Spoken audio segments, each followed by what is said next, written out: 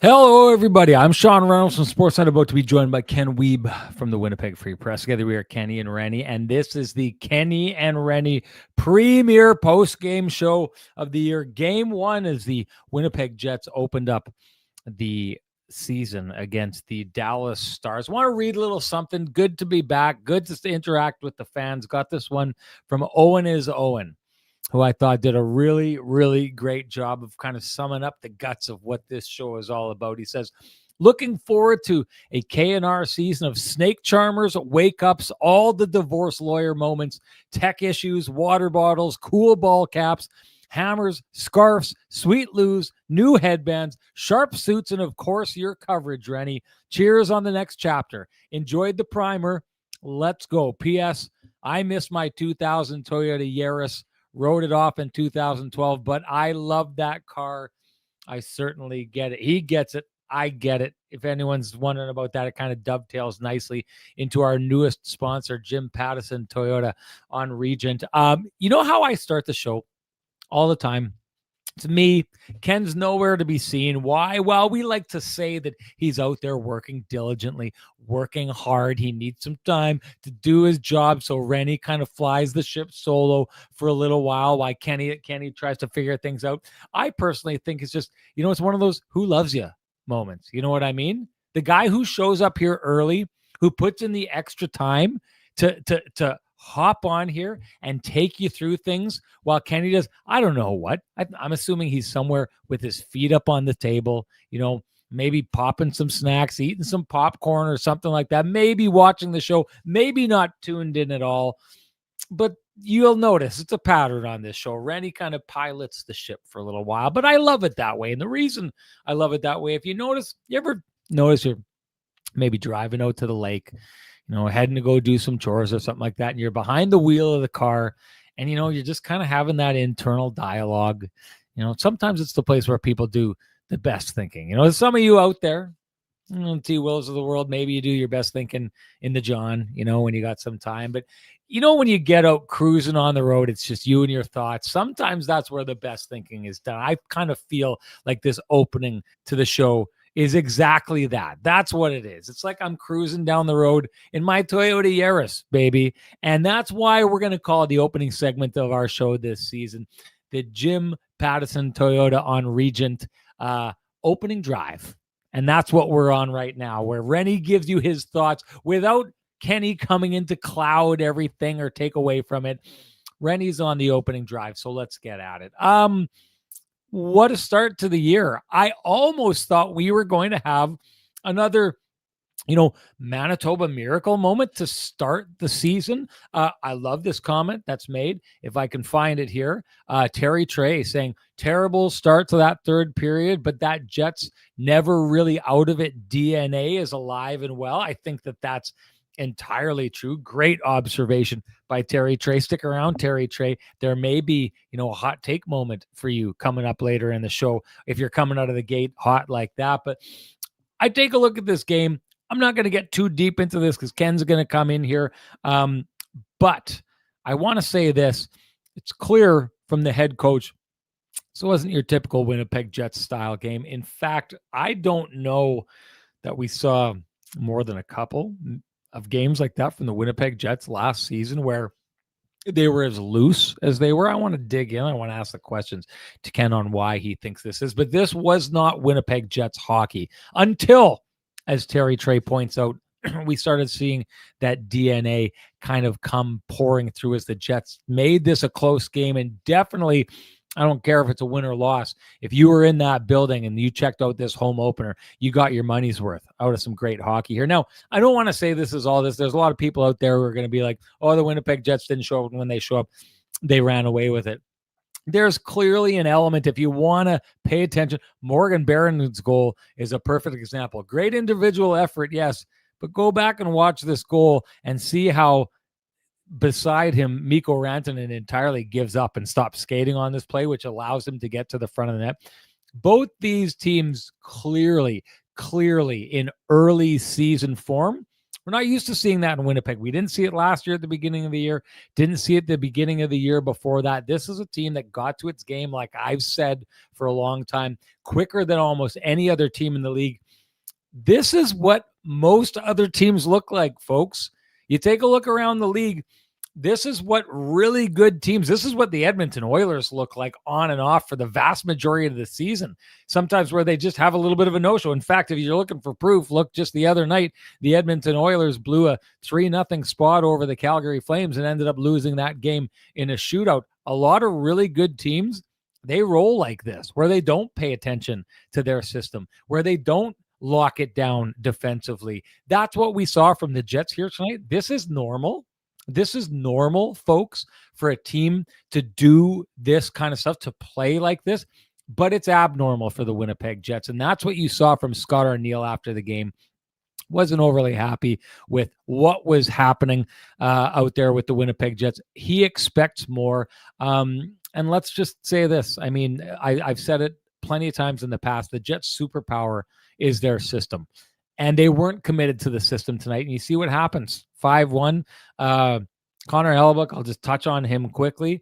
A lot of people look at that. Every time they see the score go up like that, they think it wasn't that good of a game. This game could have got really, really ugly and would have been no hint of a comeback in this game had Connor Hellebuyck not been, I thought, a stonewall and absolutely great in the second period of this hockey game. So clearly not Winnipeg Jets hockey, but that little bit of that DNA sneaking in and showing this team is never quite out of a game. It was interesting to see. I want to dig in a little bit deeper. That's a topic we're going to tackle a little bit here, because Renny had said that's one of the things the Jets weren't going to be as capable of this year. And I think this game is a perfect example maybe of why Renny may be wrong, but why also Renny may be right. And you know Renny loves being right. That is the Jim Pattison Toyota on Regent opening drive, folks. And just wanted to say this month, the Toyota Get In and Go event is on now at Jim Pattison Toyota on Regent.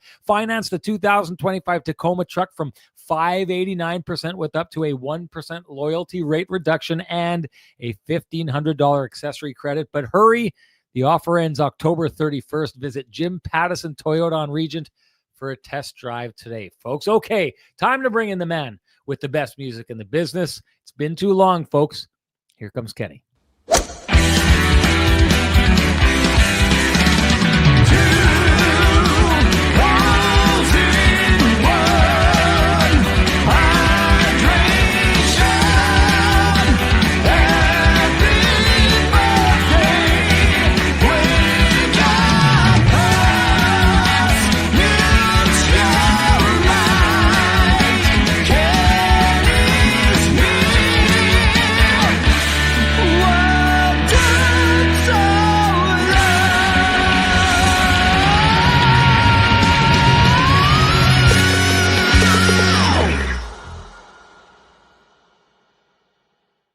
Ken, it's the comments that I miss most on this show, like from Dukes, who says $12 million for KC, looking like a serious bargain, being on pace for 246 goals. Great stuff here. My second favorite thing is hanging out with you at the rink, where I got to say, Ken, felt pretty good about myself. I put on a suit.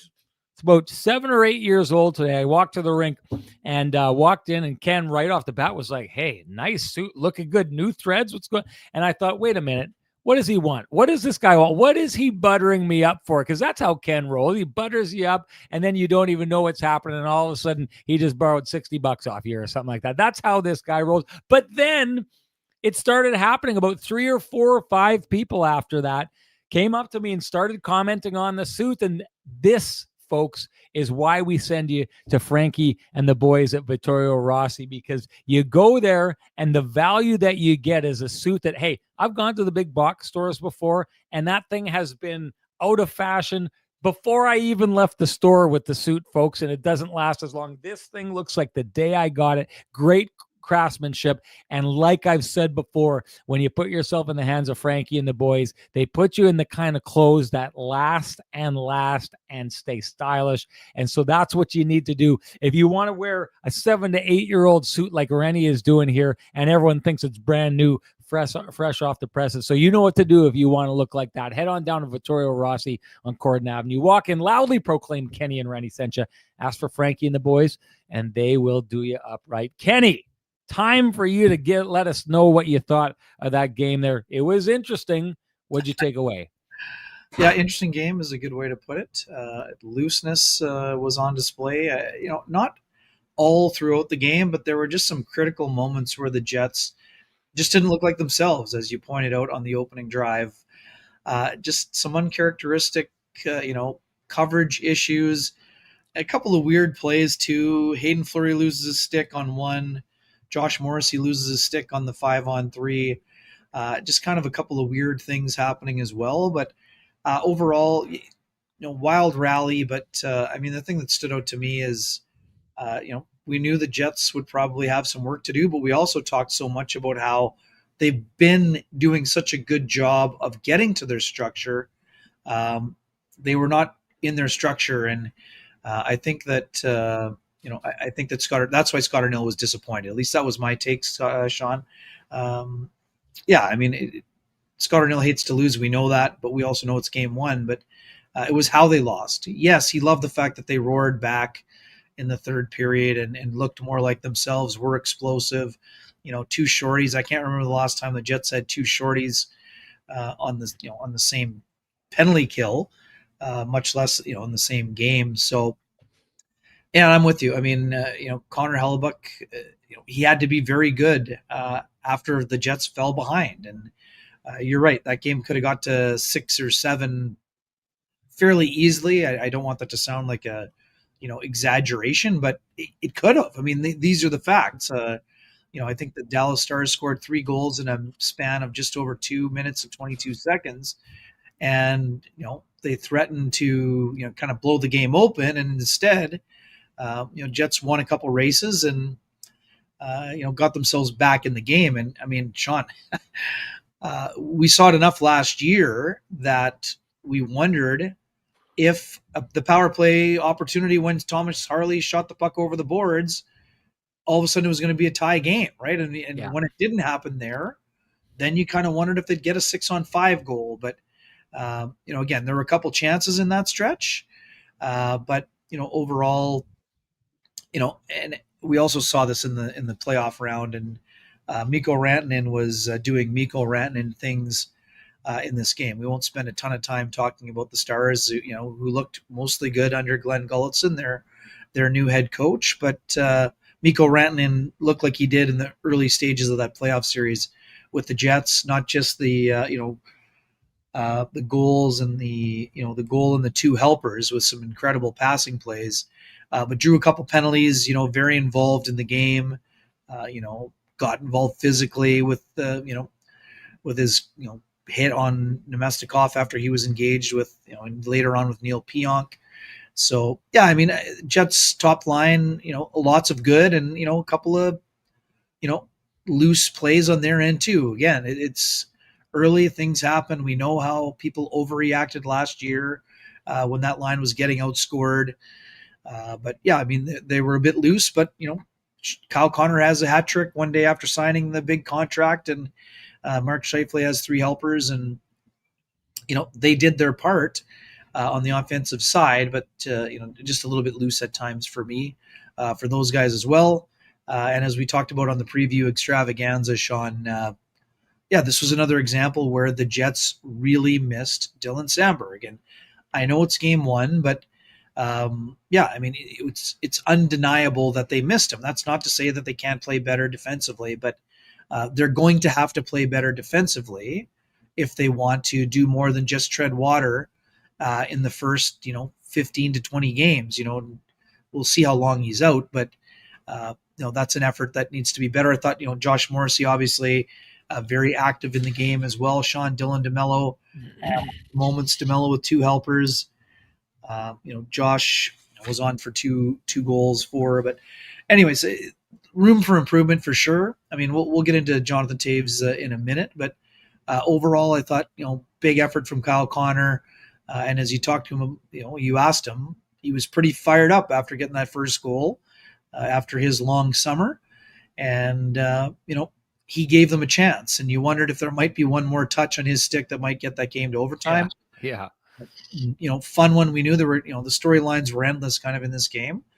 Jake Ottinger versus Connor Hellebuck. We know this is going to be a storyline, Sean, until you head to Milan, right? I mean, this is basically going to be top of mind for, more for American hockey fans and Team USA backers. But I mean, we're going to be keeping our eyes on it also in terms of who's battling, for that top spot. And, we expect Connor Hellebuck to, as the Hart Trophy winner, to exert himself into being the starter. But I mean, he has competition, so it'll be fun to watch. I want to move on to the Kyle Connor thing that you touched on there. Before we do move on from this, you like the way that Scott Arniel comes out hot? It's, there's no room for first game or whatever. Do you like the accountability that he's basically calling for right out of the gate? Sean, we talked about this with the players, specifically Josh Morrissey among them, but Josh has said it numerous times. They want to be treated and coached like an elite team, and elite teams get pushed. We understand that you can't crack the whip all the time, and that's not what it's about, but you need to be reminded Sean, you work so hard to get to your standard. You can't let that standard slip. There is no room for erosion of the standard for the Winnipeg Jets. So for me, I'm okay with it. I mean, the Jets knew they needed to be better. I mean, Kyle was flat out said it. And I think you would have asked most people on the team, they would have had the same assessment. I mean, they didn't look like themselves on a few of those shifts, and that's not acceptable. I mean, yes, you're going to have some issues working through things early in the year, but again, as Kyle pointed out, Sean, it's hard to spot a team as good as the Dallas Stars, a 5-1 cushion, and then be surprised if you can't make up the entire cushion in one period. So, I'm okay with it. I mean, I thought it was, it's the right tone after game one. It wasn't a freak out tone, but it also was we need to be better. That was the message I heard loud and clear from Scott Arniel. And I'm sure he gave the players that same message after the game. Well, I can tell you, Ken, it's worked on our show when people have been given the pristine roofing wake-up call. It's been necessary, and maybe that's exactly what we were saying. He didn't want to say it was that, but we know it was that.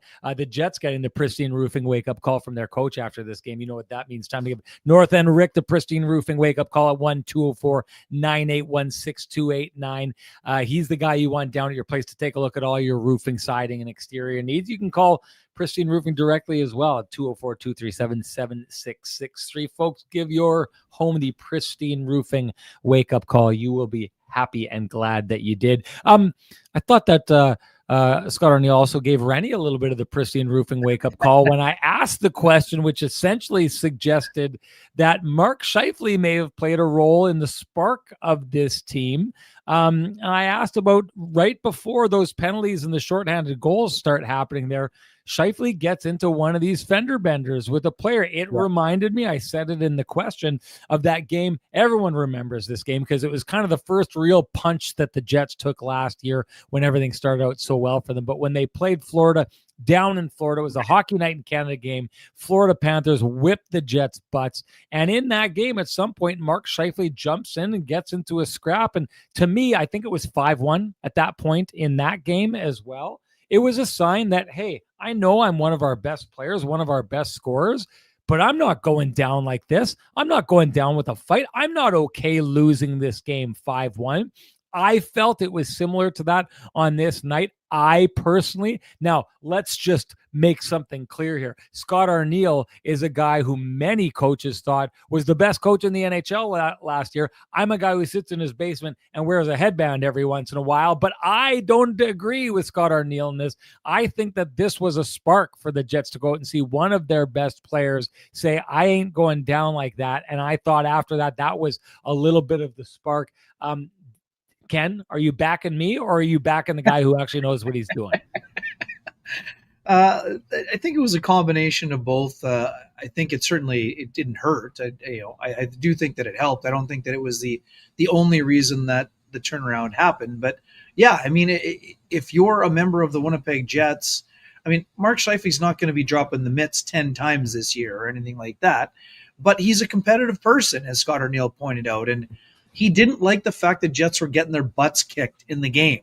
Uh, so yeah, I mean, didn't like the stick work and the things that were happening with the young Justin Rakovian, and he took exception. And good on him for trying to light a spark, Sean. And yeah, I mean, at that point, the last thing you want to see if you're Scott O'Neill or the Winnipeg Jets is the team to roll over in that situation. So yeah, I mean, I got no issue with it. I think maybe Scott's point was maybe wasn't a good trade off in that situation, fourth line player for a top line guy, but I think he's okay with it because he knows it was a situation where one of his best players is pissed off about what's happening, and he wanted to do something about it. And yeah, I mean, there's always a fine line between frustration, showing too much versus showing enough that you care. So to me, Mark, showed the requisite amount of care there, and then got involved offensively after he got out of the box after the 4-on-4. So that was probably the more important part. But yeah, I do think that if you're one of the more physical players on the Jets and you see one of your most skilled players getting involved physically, yeah, you better get involved and you better be doing something, whether that's, hitting a guy or, stealing the puck, scoring a goal, whatever it takes. But yeah, I like the response, and I also, buy Scheifele, and I like the way that the Jets got themselves woken up overall. I'm going to tell you this, in I'm any back. kind of family environment, and that's what the Jets call Yeah, themselves, if you find someone else in the family going and doing your job, it usually results in you going and trying to like reciprocate, right? Like, I've got some new windows to install. If I go tomorrow morning and see that Mrs. Renny has gone and installed one of the 4 windows I need to install, I'm probably going to make sure I do the dishes that night. And to me, it's a little bit of the same thing here. Mark Scheifele, to the point that you made about the coach, isn't supposed to be the guy who goes out and gets into the dust-ups. There's plenty of guys on the Jets who should be doing that, but I'm going to tell you this right now. If you're on the bench and you're seeing, hey, that guy's out there, and not only is he going and scoring, points and getting assists in this game here tonight, but he's out there doing my job. I'm going to get out there and I'm going to do my job. I don't think it's a fluke that Morgan Barron, who can take care of a lot of the rough stuff and the grind of that game, went out and pulled off a gorgeous play to score there, because I think when your top guy on your team shows that he's going to do everything possible outside of his responsibilities to make your team drag themselves back into that game and win, I don't think it's unheard of for a guy like Morgan Barron to say, you know what, he did it, I'm going to do it too. So let's go out, get a goal, and get this game going. Let's move on to Kyle Connor, and let's kind of handle this whole thing of the signing that we see from Kyle Connor, the response to the signing here on this night, the game that he plays, the way that he handled, you talked about the maturity that you heard from him afterwards in this game. Let's just take this whole great couple of days for Kyle Connor and just talk about what has happened here, what it means to the team, the city, and what it meant on this night, Ken. Sure, Sean. And again, big, incredibly important signing for Kyle himself and for the organization. First, I'm going to handle Kyle himself. We know that he is a well-respected player around the league. No longer is he the underrated star. This is a guy who's produced at a high enough level. The guy was 7th in the NHL. You're not an underrated player when you're in the top 10 in NHL scoring, and you almost hit the century mark, and you've been a 2-time 40-plus goal guy, and you're automatic at 30-plus. But there was a little bit of disrespect shown to Kyle, not a little bit, a lot of disrespect shown to Kyle Connor in the gold medal game last year at the Four Nations faceoff. Even though Kyle handled it like a professional, that would have stung for him. So, Kyle is plugged in and paying attention. He's heard people in other markets and people on various shows saying, "Oh well, if you can get Mitch Marner or Mikko Rantanen for 12 million, Kyle's not worth 12 million." Well, guess what? Kyle Connor's worth 12 million to the Winnipeg Jets because they'd have an awfully difficult time replacing Kyle Connor and his production and his maturity and his level of investment and sweat equity put into the organization since he was chosen 17th overall by the Winnipeg Jets in 2015. He has grown into a very important leader on this team, and that shows a lot of maturity. And Kyle himself said it took him time over the years. He's found his voice in that room, Sean. Not just with us, but in how he handles himself in that room. We've heard it from Scott Arniel. We've heard it from other players. To me, it's a massive signing for the organization because they're also hearing all the whispers of, oh my God, how are the Jets going to handle a salary cap that goes to 113 million? Is it going to have some challenges? Yes, it is. But they signed their most important pending UFA to a massive contract that is, 12 million AAV over 8 years. So another homegrown guy commits his prime years to the Winnipeg Jets. That is a testament to the culture that has been created by this organization. And it's an incredibly important thing, for both the player to continue on that culture and to help boost it, and for the organization to retain a player of that quality. So for me, win-win on all fronts. Of course there's risk for when you're paying a player up to age 37. Kyle takes care of his body. He's very durable. He's very consistent. So you and I agree on this, Sean. It's a contract that has the potential to still age well. Now, obviously, if the Jets put a banner up in that 9-year window, it's going to look better than if they don't. But this is a cost of doing business situation. And it's if they don't sign Kyle Connor, I'm not saying they're going to go into a rebuild mode, but it's a very, very difficult sell to the players that have committed prior to that. Your Mark Scheifele's, your Connor Hellebuck's, your Josh Morrissey's, your Adam Lowry's. And Lowry, I expect, will be the next guy signed to a contract extension here. We'll talk about that more later, but big deal on a number of fronts, Sean. And, I'll get into his game later on. But for me, those are my overall takeaways. And, for people who think he wouldn't have got this money elsewhere on the open market had he become an unrestricted free agent on July 1st, that's wake up territory as well, Sean. Massive wake up territory. 13 or north of 13 if he had gone that far. So to me, player sacrifices slightly on the AAV. And don't get me wrong, folks, 12 million is a big, big ticket. But in order to get some of that signing bonus money, I think Kyle Connor, has another one of these deals that is, $3.5 million more than Mark Scheifele and Connor Hellebuck. But that has more to do with the changing times and no longer living in a flat cap world. I think it was massive for the Jets to hand out the signing bonus to one of their most important players, because that's also a sign of the times. The Jets hadn't handed one out for 14 previous seasons, and I'm sure they weren't thrilled about it, but I think it was important to get done, and that's why they got the job done. Hey, I just want to make it clear on this. I think that they got a bargain on Kyle Connor. I think based on what Kaprizov, and I think that's where the market is going. I think that he was a $14 million player. I'm saying it right now. That's just the shift that happened in the market with the expectation of where it's going. I know Rantanen signed for what he signed for and Marner signed for what he signed for. I think it's shifting. I'm saying this right now, and mark it down, mark it on your calendars this time next year. I think by this time next year, it will be obvious that the Winnipeg Jets got a bargain on Kyle Connor based on where I think salaries are going to go and how the space that's going out there. But here's what I want to say about Kyle Connor and tonight, and what I think that this night means big picture. What you want to see from players that you go and you make these kind of commitments to is that it means something, that commitment has been made.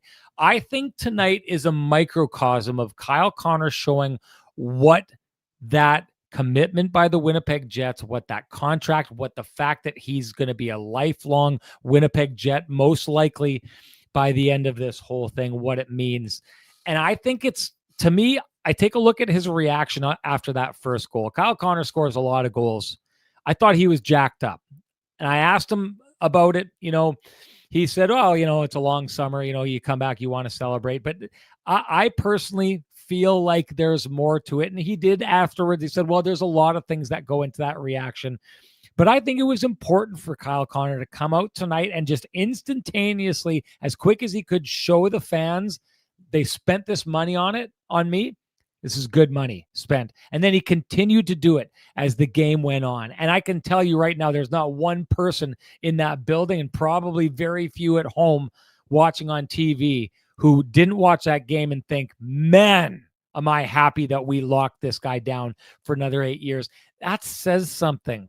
That says something, that a guy wants to sign that contract and doesn't come out and kick his feet up and say, okay, I did it. I locked down. Now let's just go play some hockey. This is a guy who said, I did it. And now I want to prove right out of the gates that I'm the guy they think I am, and I'm the guy they paid like that. The other thing, Ken, you touched on it, his leadership, how he speaks in that room, how he handles himself. Where's an A on this night? Yeah. I think Kyle Connor came out tonight wearing that A, because clearly their captain is out and they need other letters. He falls into that leadership group. I thought he wanted to prove something tonight wearing that A, and he did. He went out, he showed at all points of the game that he was a guy who was going to drive this team. He was a guy who took this team and would not let them sleep on this night on their way to a 5-1 loss. This, to me, shows all kinds of great signs. This is exactly what you want to see. And of course, everyone wants to see a guy come out and get a hat trick for their own hometown team. It means something that on the first possible opportunity Kyle Connor had to show the Jets organization, to show Mark Chipman, to show his coaches, to show his teammates, to show his general manager, and to show the fans at home on the home opener that he's the guy that they should have spent that money on. He went out and did it. That means a ton. I think that it just is a harbinger. What is it? What's the pronunciation of that? Yeah. Harbinger of good things for the Winnipeg Jets. Get at it. You got something to say? Quickly, I just want to wrap. I mean, again, we try to peel back the curtain when we can, and I don't want to get too inside baseball, but I'm going to be honest. I asked Kyle a question yesterday that, in previous years may have been met with an eye roll, Sean. Yeah. I asked him to look back and deservedly so shed some light on what 18-year-old or 19-year-old Kyle Connor in 2015 might have thought about 28-year-old Kyle Connor signing the landmark historic deal in franchise history. And again, maturity, all of those things. And, you interviewed him one-on-one after, and then I went over to him and, said, I appreciated the insight he provided. He talked about how as a young player, you're never thinking about that, but, you could tell it means something to him. And the joke about Kyle, he's not a numbers guy. He's a guy that produces numbers, but he doesn't care what they are. He wants wins. That's what he wants. But he knows that in order to get wins, the more he produces is good for the team. And again, those numbers have helped him become the highest paid player in Jets history. But he knew where I was coming from, and he appreciated where, the growth. And he talked so much about how the Jets' belief in him, Sean. This is the draft where the Boston Bruins had 3 picks in a row, and only one of them became a full-time NHLer in Jake DeBrusk. It bothered him. 3 picks in a row before Kyle Connor. Yes. Yeah. And Barzell. But yeah, the fact that Kyle Connor has grown into a legitimate superstar in this market means something to him, Sean. We know this. He again, just to wrap up his other part of the presser, and he openly said, he gave it some thought about what being a UFA might mean, but kept coming back to the fact that he didn't want to try to chase a cup with another group of guys. Right. He wants to win the cup here. It means something to him, as you touched on earlier. That's a massive thing. And I mean, we know all the narratives surrounding Winnipeg and everything else.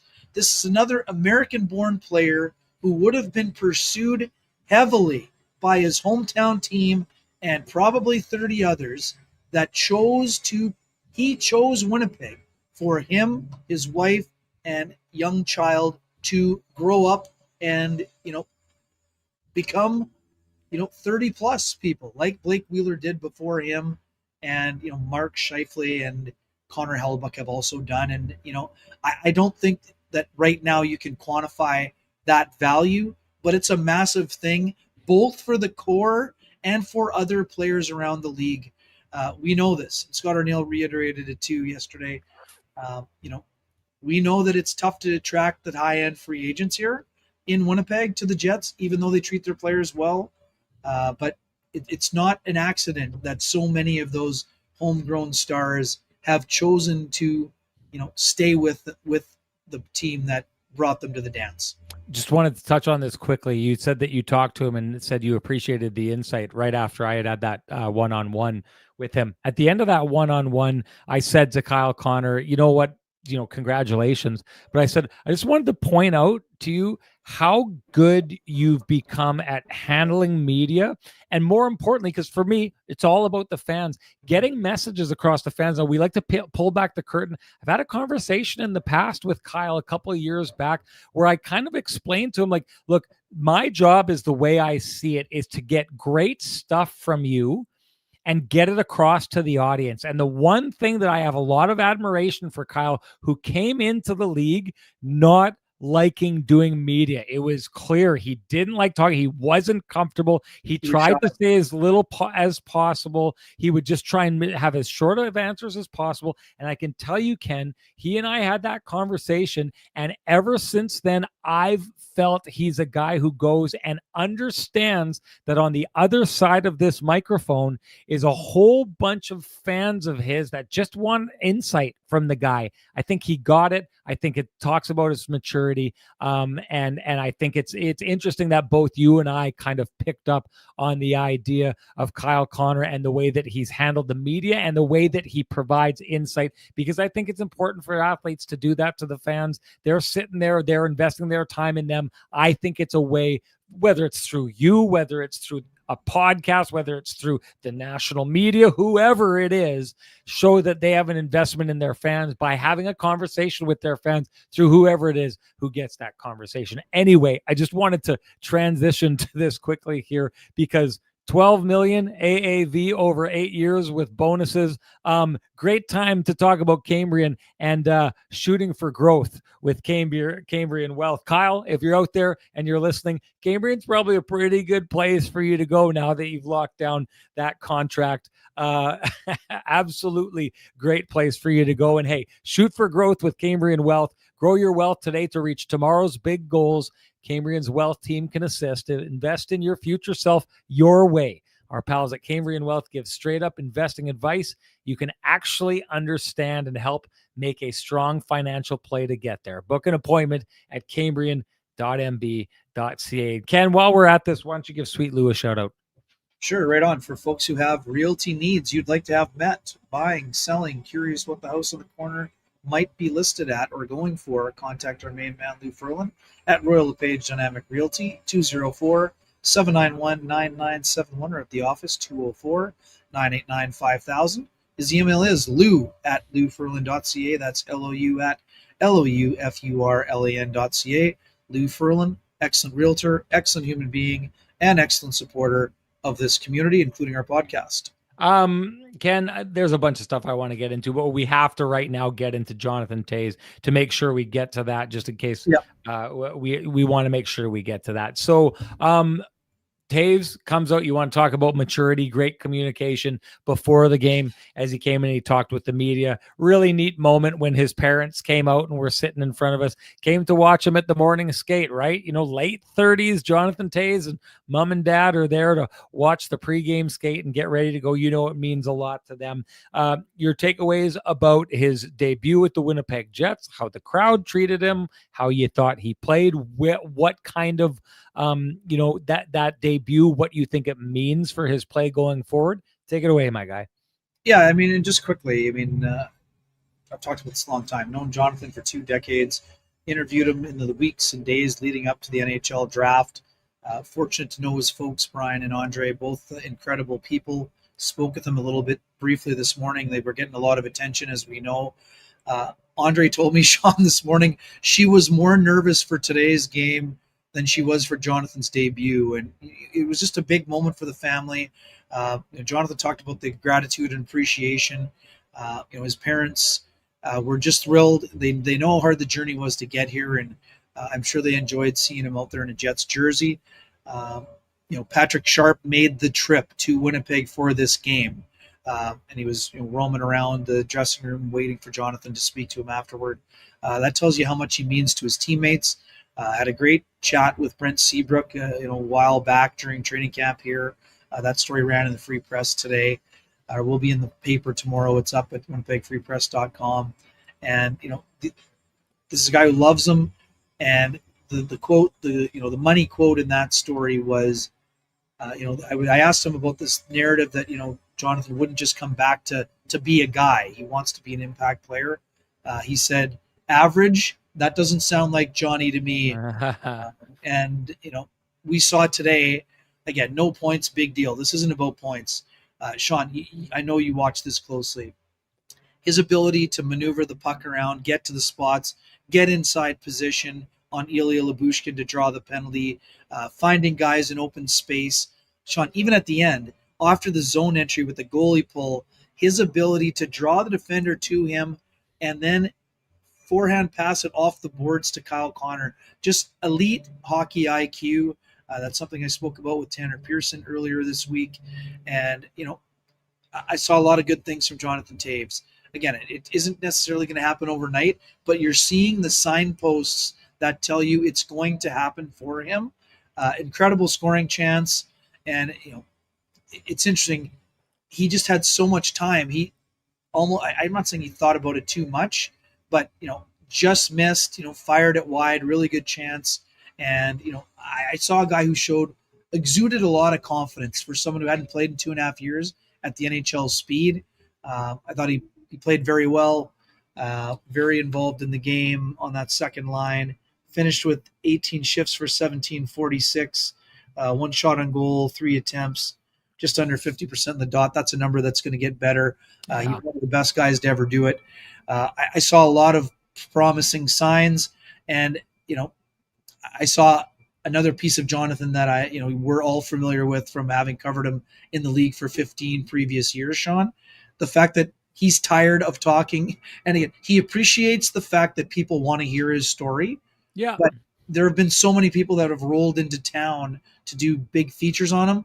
He just wants to be one of the boys, play hockey, get out on the road, bond with his new teammates, and he wants the normal part to be being at the rink. Not that he doesn't want to enjoy talking to the media, but he wants to let his play do the talking, and I think that's what we're going to see from him as he continues this journey.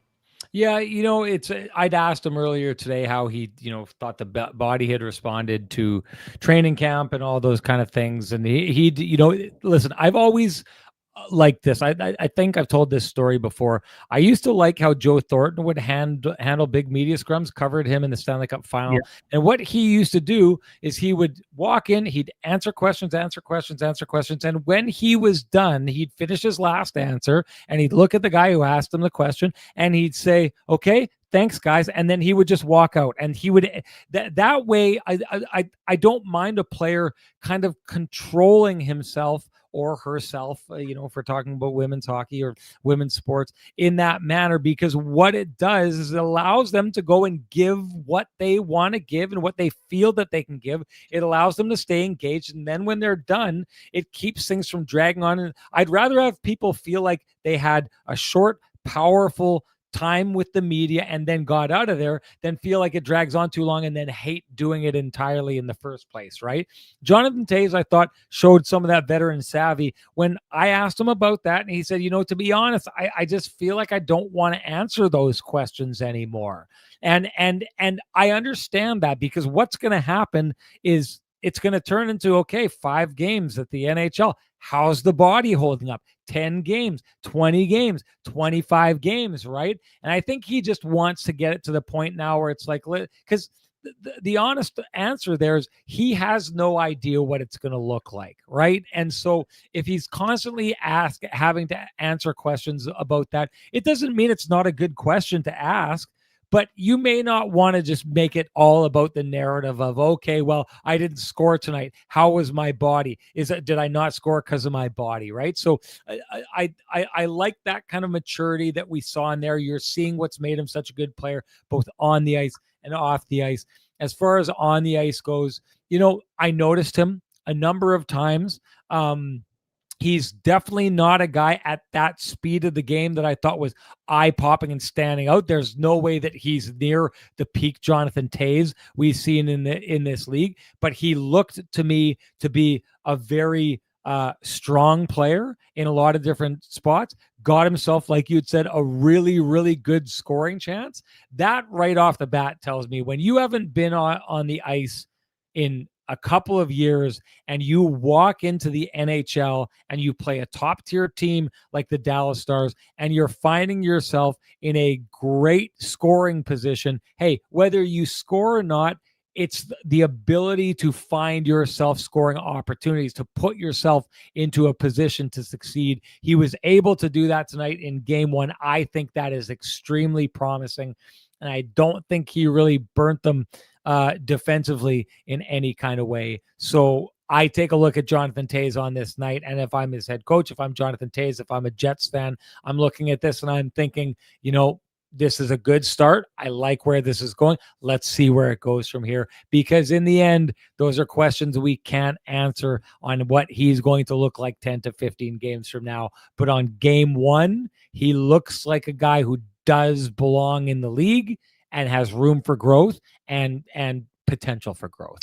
Yeah, and that one power play, just quickly to tie a bow on it, just absolute masterclass in puck movement.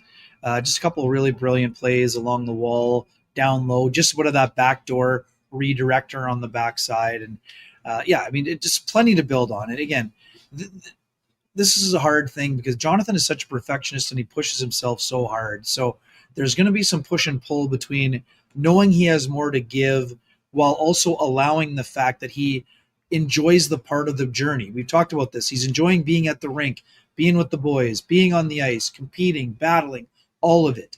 And Sean, I've been saying this for months. Jonathan Toews is going to look different in March and April than he does now. That's also normal for him.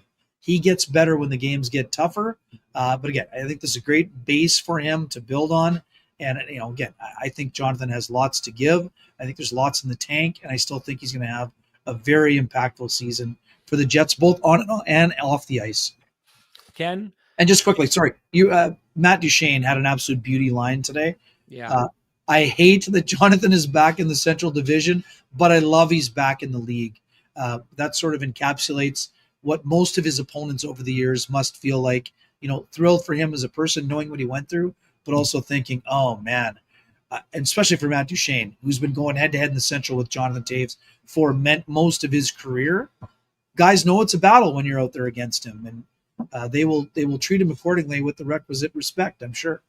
Ken, it's been called for. What would the first post-game show of the year be without the headband? Time to call for it. Here it is, folks. Let's make this a Sean's headband version of the Kenny and Renny show. Here we go.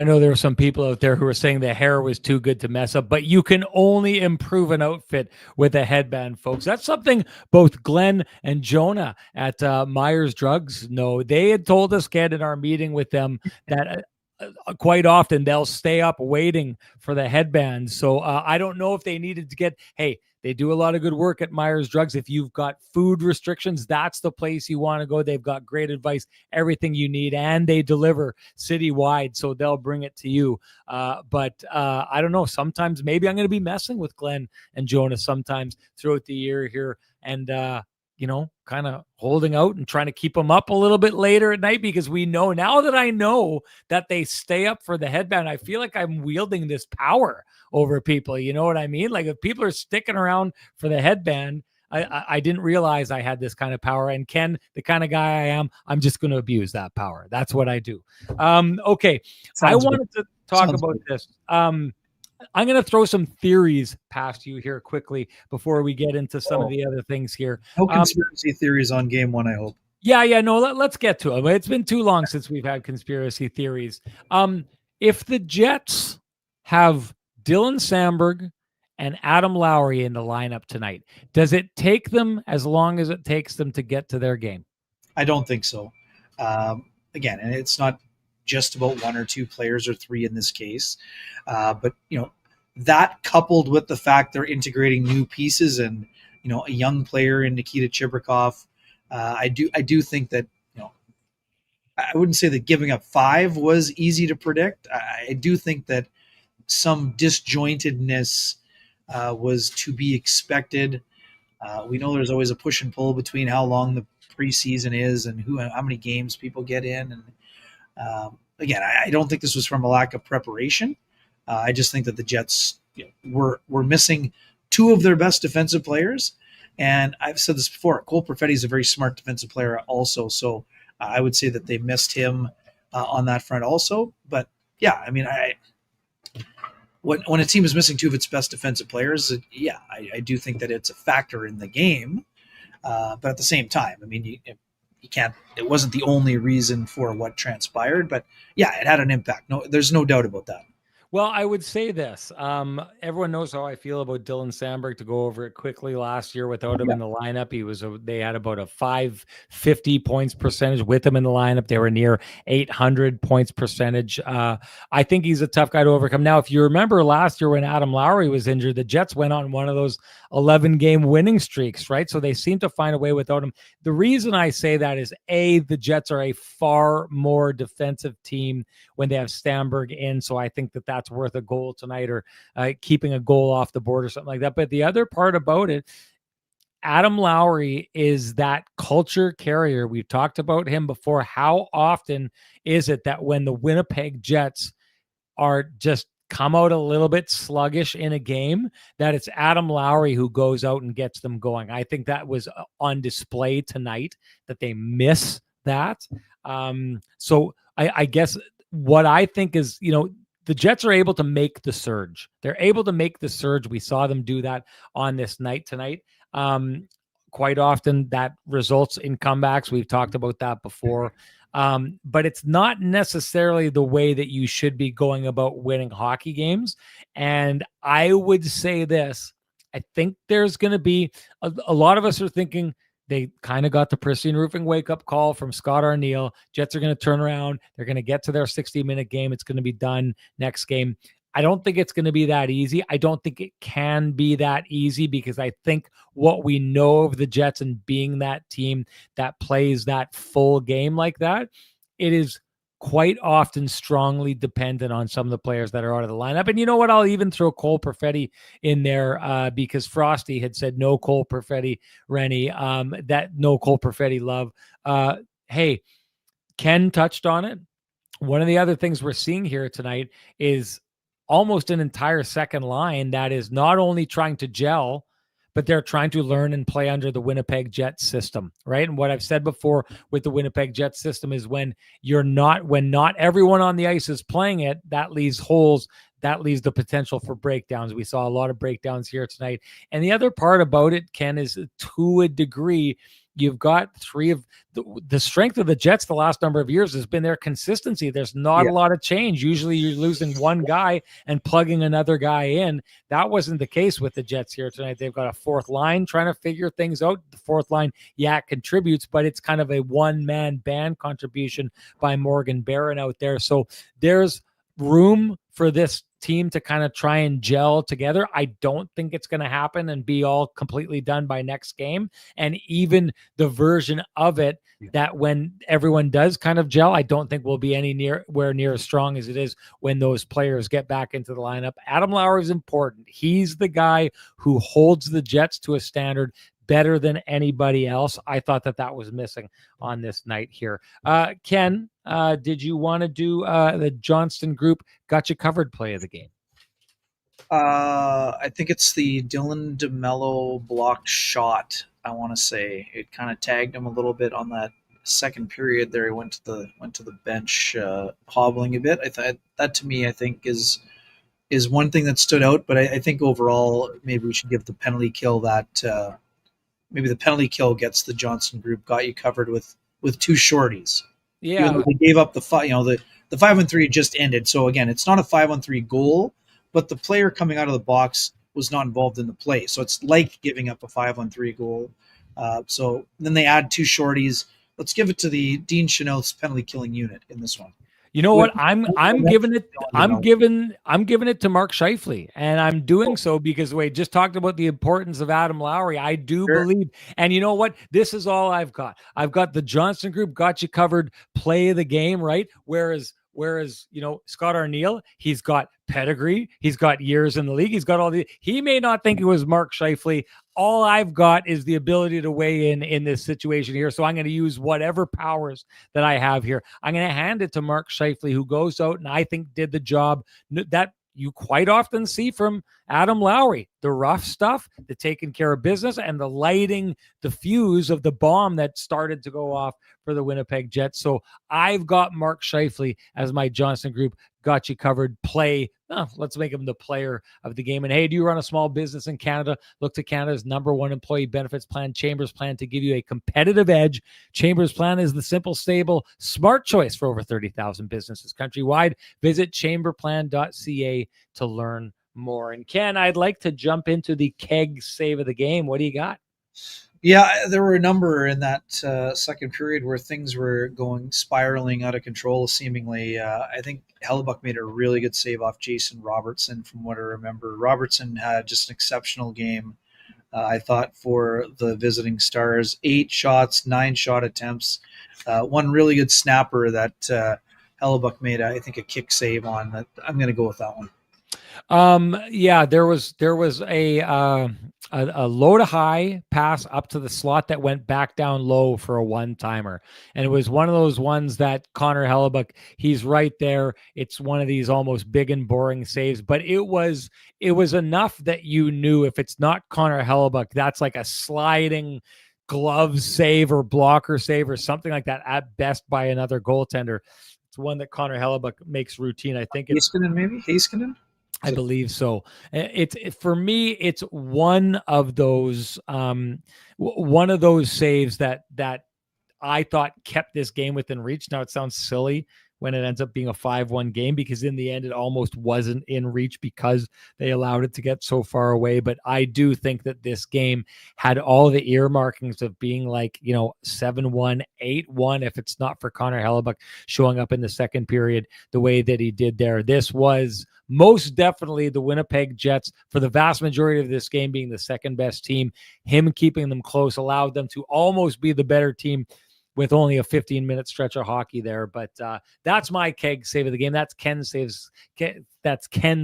keg save of the game. Doesn't matter what we think, though. Matters what you think. Share with us your hashtag the keg save of the game. You are automatically entered to win a $50 gift certificate usable at any of the 3 fine keg locations here in the city of Winnipeg. Each location finer than the last. So share that with us, and we will be handing those out as early, not as early. We will be handing our first $50 gift certificate out next show. And Ken, you, myself, Stacy, and Laura coming off a great meal at the Keg not that long ago. Yeah, hey, just so people know, if you need advice and cheat code type information about the Keg, Ken, get a hold of him because he's got access to Stacy, who knows all the tricks, all the ins and outs of the Keg menu from her time at the Keg. She's the gal to go to. Know how to order. Yeah, that's right. Yeah, she knows how. Hey, there's an art to ordering. Frizzled onions there. Yeah, that's right. When guys like to eat as much as you and I do, Ken, there is an art to ordering, and Stacy knows the art to ordering at the Keg. So that's the cheat code that we've got in our lives. I wanted to save this for last because I wanted to have this conversation. I'm going to throw this out. It's maybe another little bit of a theory thing here, Ken, but it is tied to our flame and comfort hot take of the game. And I'm going to send this to Andrea Kahooch, who says, was Ehlers missed? This is going to spark a conversation that I wanted to have here. And so I'm just going to say, I'll explain it to you why, but that is your K&R hot take, brought to you by Flame and Comfort, Manitoba's premier supplier of fireplaces, wood stoves, inserts, and everything hearth related. After 50 years heating up your world, Flame and Comfort has moved to 1465 St. James Street. You will find, as Ken and I did when we went down there to check it out for the grand opener, that it is one of the most impressive showrooms in Western Canada. You don't need your hot takes to keep that warm feeling inside, folks. You can visit Flame and Comfort, and that is something we are hoping to do, hoping to pull it off, have a live viewing event at Flame and Comfort, trying to get it together here, folks. That's what we're working on. We want to show off that showroom because it's something amazing, and it would be a nice, fun place to watch a game and spend some time, because Kenny and Renny love to spend some time with the K&R folks. Ken, I know we just hit the hour point. I wanted to have this conversation, though, and this is why, for me, this is the hot take of the game here on this one. Well, you go first, then. I am. I've been saying this quite often about the Jets this year, and I think that their ability to fight their way back into the games is not going to be as strong as it was last year. I said at the top of the show, this game is almost proof that I'm wrong, but maybe proof to a little degree that I'm right. And why proof that I'm wrong would go like this. The Winnipeg Jets have it in their DNA to push back, to kind of elevate their game, to elevate their effort level at that time, and to really exploit teams when teams kind of hang it up and say, we've got this game. Ken, I don't know if you saw it the way that I did. If you go back, I think it's a pretty obvious thing. Mikko Rantanen entirely gives up on the play at some point. He's got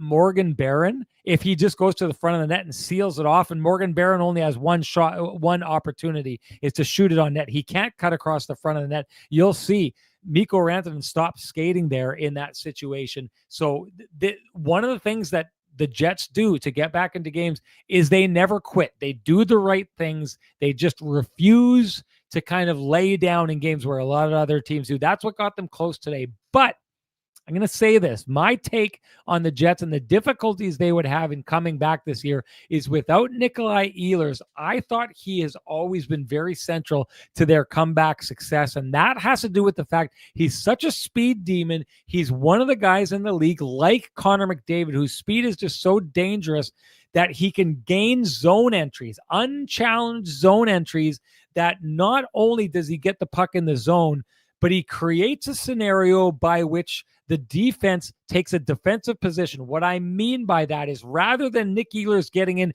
and them trying to attack him and pin him on the boards, what the opposition does is they sink to the middle of the ice and they guard the middle of the ice.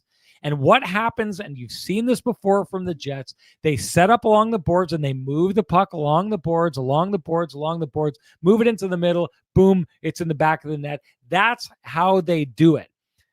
You saw tonight, and I'm going to tell you right now, starting with that late penalty, when the Winnipeg Jets are trying to enter the zone, they're moving it up the middle of the ice. They're chipping it over to the boards. They're getting it in the zone. But Dallas at every turn was challenging the players along the boards. The Stars are attacking. They're not defending. They're attacking.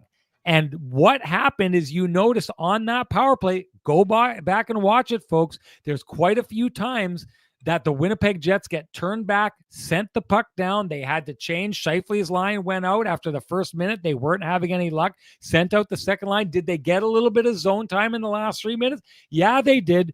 But there was a lot of times they were back picking up the puck because they didn't quite get in clean. They got challenged. The puck got turned over. It sent down the ice.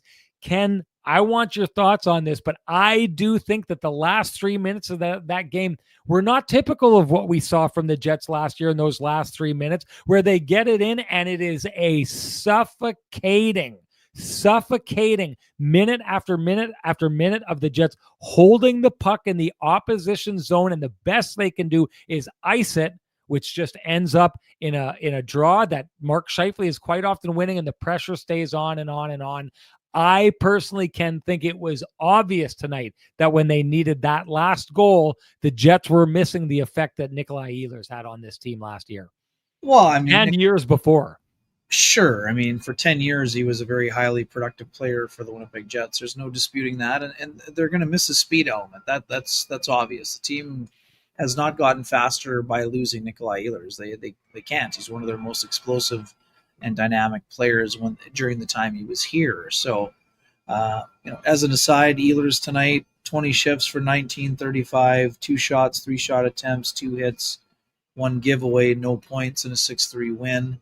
That's all to say that that's just what he did. That's not oh my gosh, they scored 6 and he can't get one. I mean, that Nikolai's going to do well with the Carolina Hurricanes. He's going to enjoy, his new opportunity. There's going to be a transition period for him, just like there's going to be a transition period for the Jets without him. But I mean, I'm going to pull an Austin Matthews here, Sean. I mean, I think it's important to talk about today, but I think this is something we can't be talking about a month in. I mean, we can reference it and saying the Jets haven't replaced him if that's the case, but he made his choice. It was his prerogative. The Jets will miss his speed. They'll miss his zone entries, absolutely. And as you mentioned, his ability to push the defense back is something that they will miss, greatly until they find someone else that can do it. I mean, Mark Scheifele had some effective zone entries, so did Kyle Connor. But as you mentioned, there was more collapsing along the wall afterward by the Stars' defense. I mean, maybe that's just the way that they defend at 6-on-5. In that situation, 6-on-4 for a good chunk of it because there's a power play. But yeah, I mean, no doubt. But I also do think that it's something that, the Jets are going to have to adapt. It's life without Ehlers. They've had, months to adapt, and it's going to be up to other players to fill that void. And again, it's not one player filling that void. It's going to be a bunch of players having to fill that void. Scott Arniel talked about it the other day. It's going to look different with Gustav Nyquist. He can be a slippery player. I think we saw a couple of examples of that today. But no, he's not going to attack the way Ehlers does. But he also can score in his own regard. And again, it was time. Ehlers chose to leave, and we're just talking about how Kyle Connor decided to stay. Well, Ehlers decided to try something else. He gave an incredible decade to this organization, produced a lot, became part of the fabric. I think he was part of the leadership core, and now the Jets are going to have to find ways to replace some of the qualities that have departed with him. But yeah, I mean, I'm with you. They definitely missed him on a lot of fronts. The power play wasn't quite as sharp, and we know that Nikolai did a great job in the pop position in the high slot last year. A job he had to learn on the fly, did a lot of video, adapted very well. And, again, I thought Alex Scheifele had a nice game for the Jets. Very involved, dogged determination. We know that Scott Arniel flip-flop Iafallo and Nyquist in the third, had some results on that front. But, yeah, I mean, we're going to see who's going to fill that void, and it's going to be difficult. 60 to 70-point player. Those guys don't grow on trees. There's no doubt. I'll say this because right off the bat, where are we here? Tyson Ducharme said about this bad take alert. Hey, the beauty of this is I very, very obviously defined what I think it was about Nick Ehlers that made the Jets dangerous. It's simple. He gets the puck in. uncontested, and he forces the team into a defensive position. Go back and look at this from 3 minutes down as the clock ticks down. The Jets weren't able to do that the way they did last year. Now, does that mean that I'm entirely right and it's all Nick Ehlers? Of course it doesn't. But if it plays out over and over and over again, even an obstinate person like Tyson Ducharme is going to have to look into the idea that maybe Rennie's onto something here. So this is something I know, Ken, I'm going to be paying a lot of attention to over the years, but I've been saying it on the radio. I've been saying it on the podcast. I've been saying it in this program. Nick Ehlers was a secret weapon when it came to pushing late in games. You will notice he was quite often one of the people who was scoring those comeback goals. He was one of the people who was helping set them up. He was one of the people who was helping to establish offensive zone time. You can't score when you can't establish offensive zone time. I think that's what made him special for the Winnipeg Jets, and we'll all get to check it out during the season to see if Rennie's theory is holding up or if Tyson Ducharme is right, which may be a first in that this is a bad take alert. Tyson. Okay, folks, that's it for us here tonight. Kenny, you got anything to say before we get going? No, fun game. Just quickly, some people were asking about our thoughts on Chibrikov, so just to wrap up the show. Oh, yeah. Quiet game for me on the Chibrikov front. I know he was involved, made a nice pass to Toews and his chance maybe, but I personally, small sample. I'm not getting bent out of shape over it. Didn't particularly find him as involved as I would have expected. But Sean, this is also why we talked about the need that there's probably going to be some more AHL time required for Chibrikov because the time he missed last year. Nothing glaring, nothing bad, but I didn't find him to be as involved as again, small sample size in the previous 5 games we've seen. 1 2 years ago in the finale, 4 last year. 3 goals, 4 points, 3 goals, and an assist in 5 games. It was going to be tough to keep that pace up. We know that, but I didn't find him particularly. And the other thing about Chibrikov that's made him fun to watch, Sean, he's feisty. I didn't see him as involved physically. Again, I'm not saying abandon the experiment, but I'm also not going to be surprised if we see Brad Lambert in the next, whatever it is, 2 or 3 games coming up here either. I know the Jets want to give Lambert a shot at some point here as well, and those guys are going to have to battle it out just like they did last year. Yeah. You know what we have to talk about before we go is just your take on the David Gustafson waiving. Yeah, I mean, it's interesting. I mean, we know that, I've watched David his entire career. There are a lot of things that he does well. Very smart player, very dependable player. But David's issue is that he hasn't produced much offense. And as much as he's worked on his skating and it has markedly improved, he's not a fast skater. And he's not a overly physical player. He's not a shy player, but he doesn't finish checks like Cole Koepke. So he's had guys pass him on the depth chart. I think he's a very useful player. His plug-and-play ability is impressive. We've seen him come in off the bench, out of the press box, and be very much a satisfactory player who's gotten an important goal here and there, makes the guys around him better when he can. But unfortunately for David, he hasn't a lot of chance to kill penalties over the last few years. He didn't become a 55% face-off guy, and I know that that's a difficult thing to do. And he does. I've said this before. If David Gustafson had the speed that Rasmus Kupari had, there's no doubt in my mind he's an NHL player. But now we're going to see if he clears or gets claimed. And again, we wish these guys the best no matter how it works out for them, just like Ville Heinola. David's a very good person, always been great to deal with. Again, I think he does get claimed, but we'll see. I agree. I think he gets claimed. I think there are a lot of teams that need kind of just that solid bottom 6. The one thing about David Gustafson is he was always a gamer when he came in. I'll be honest, Ken, what I watched over the years, I'm okay, I should get through this just really quickly. To me, this is a departure for the Winnipeg Jets. The way that they waived a player, they could have had other players go down and shielded them from waivers. They did this. Yep. This is not something they typically do. They did the same thing with Ville Heinola. This is a change in philosophy to me. And I've said this in the past. I think there's a lot of times the Winnipeg Jets have held on to players for the betterment of the team, but to the detriment of that player. I think they've done it quite often. You'll remember with the Sami Nikus, the Nick Patans, all these kind of players that if they just could have, moved on. I know a lot of those players that, and it's up to them to go show I shouldn't have been buried for this entire time.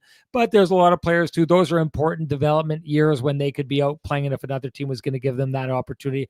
I personally believe the way teams should operate is if you're not in our long-term plans or you're not going to get out of this position, I think it's the human thing to do to allow those players to go chase their dreams. I think it's Scott Arniel who is behind this change that we're seeing in the Winnipeg Jets. A player coach is the way that this guy is. He's, you heard him with Nikolai Ehlers when he became a UFA. He said, that's Nick's right. Hey, Arniel played in the league for a long time. He knows what it's like to be a player. He treats his players right. And I think this is one of those things where Scott Arniel is saying, listen, let's let the league decide if David Gustafsson can get a chance somewhere else to contribute and be more of a full-time role player. I think, like you, I do think there's a good chance he's going to get claimed, because I think there's a lot of teams out there that need to round out their roster that he would be a great player on.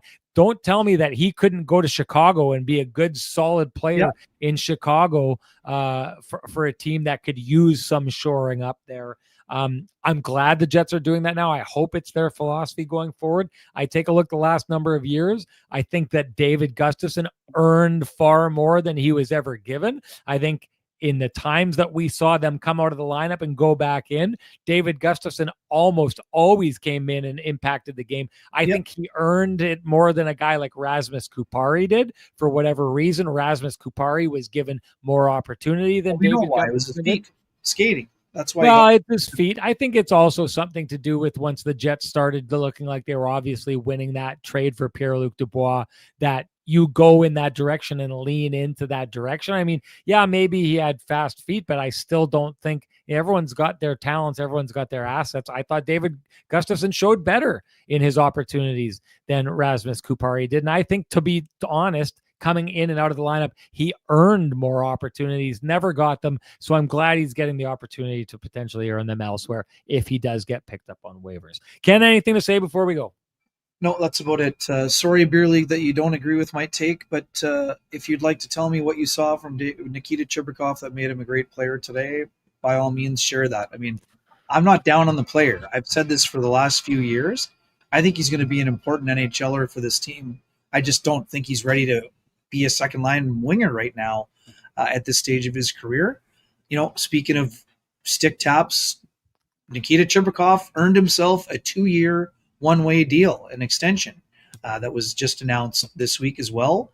That's impressive for him, and he's going to be part of this team. I just think that he will benefit over the long run by spending a bit more time with the Manitoba Moose, a team that is going to be very good, a team where he can play big minutes, get big-time power play minutes, and then get back to the pace he was showing last year before he hurt his knee. I give him lots of credit for coming back from the injury. I just didn't think he had a particularly impactful night. But again, I'm not saying that he can't have an impact. I just think that it's going to be a little bit early for him to handle those minutes. He's probably the best option right now. He's just got to play a little bit better, because I know he has more to give. That's what I'm saying. Yeah. Don't you agree? I do. I will say this, talking with some folks from the Manitoba Moose, they think this is a great opportunity. They're saying essentially Chibrikov can be Cole Perfetti for the next little while until Cole Perfetti gets back. He's got that opportunity. Yeah. I do think that this organization is slightly, from the Moose right up through the Jets, slightly holding its breath in a hopeful, pensive manner, thinking that maybe, just maybe, this could be one of these moments that a guy gets an opportunity and flourishes, and just that, hey, Every NHL career starts at some point with a player showing maybe a little bit more than people thought they could show. There's a whole bunch of 18-year-olds who made rosters this year that did exactly that, Ken. I think that there's a belief that he no one would be surprised if Chibrikov did just that. Anyways, we got to shut it down here because we're going long. But we're so happy to be back, and we're so happy to see all of you. And we're so happy that you took the time to tune in, and we hope that we made it worth your while. We will say this: if you do appreciate the conversations happening in this space, we implore you to support our sponsors who fight to keep the conversation going in this space. For us, that's Jim Pattison Toyota on Region, Vittorio Rossi, Pristine Roofing in their wake-up call, Cambrian Credit Union, Sweet Lou Furlan, Flame and Comfort, the Johnston Group, the Kenny and Renny OGs, the Keg, and Myers Drugs. Thank you to all of them. Thank you to all of you. We're going to be back doing this right away again on Saturday after the Winnipeg Jets face the LA Kings, right, Ken? Yes, sir. LA Kings. We'll see you. Jeff Malott is in after scoring his first NHL goal. Talk to you later, folks. Bye-bye.